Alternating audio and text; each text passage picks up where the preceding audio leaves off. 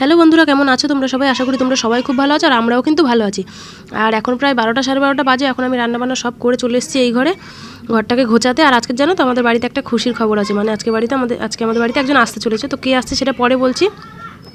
আর এই ঘরটার এই অবস্থা হওয়ার কারণ হচ্ছে এই ঘরটা কেউ থাকে না, এই ঘরটায় শুধু সেলাই করি, মানে এই সেলাই কাজই করা হয়। আর সেই সেলাইয়ের জামা কাপড়ই এখানে সব পড়ে রয়েছে, মানে লোকে যেগুলো সব সেলাই করতে দিয়েছে সবাই যে দেখো খাটের উপর ছড়িয়ে ছিটিয়ে রয়েছে। তো এগুলোকে আগে গুছিয়ে নিই, গুছিয়ে নেওয়ার পর বিছানার চাদরটাকেও পাল্টাতে হবে, যেহেতু বিছানাটা অনেকদিন ধরে এরকম পাতা রয়েছে, কেউ থাকে না, তো পুরো নোংরা হয়ে গেছে, ধুলোবালি জমে রয়েছে।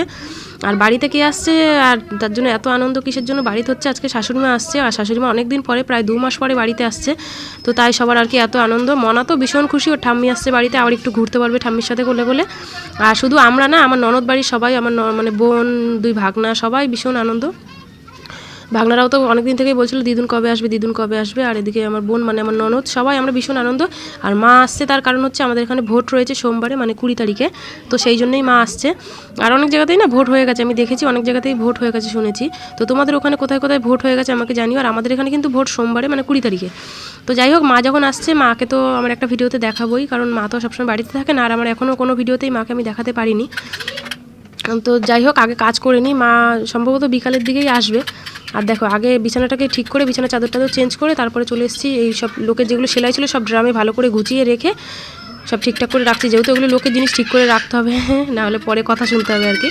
তো এগুলোকে সব ঠিক করে রাখে, ঘরটাকে একটু ঝাড় দিতে হবে। ঘরটা ঝাড় দেওয়াই হয় প্রতিদিন, তাও এখন একটু সব ঝাড়লাম, যেহেতু ঘরটাকে একটু ঝাড় দিয়ে একবারে পুরো ওদিকে পরিষ্কার করে তারপর যাবো আবার স্নানে।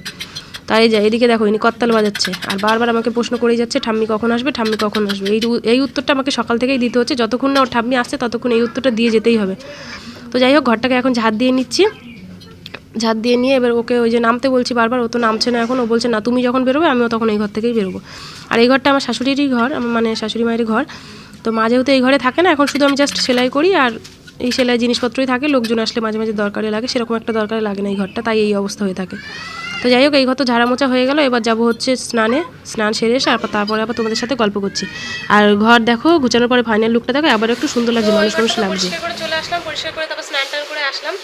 আর মা এখন আসবে না, মা বলেছে মা বিকালবেলা আসবে। আর এই যে ইনি তো বারবার ওয়েট করছে ঠাম্মি কখন আসবে, বারবার জিজ্ঞাসা করছে ঠাম্মি কখন আসবে, কখন আসবে।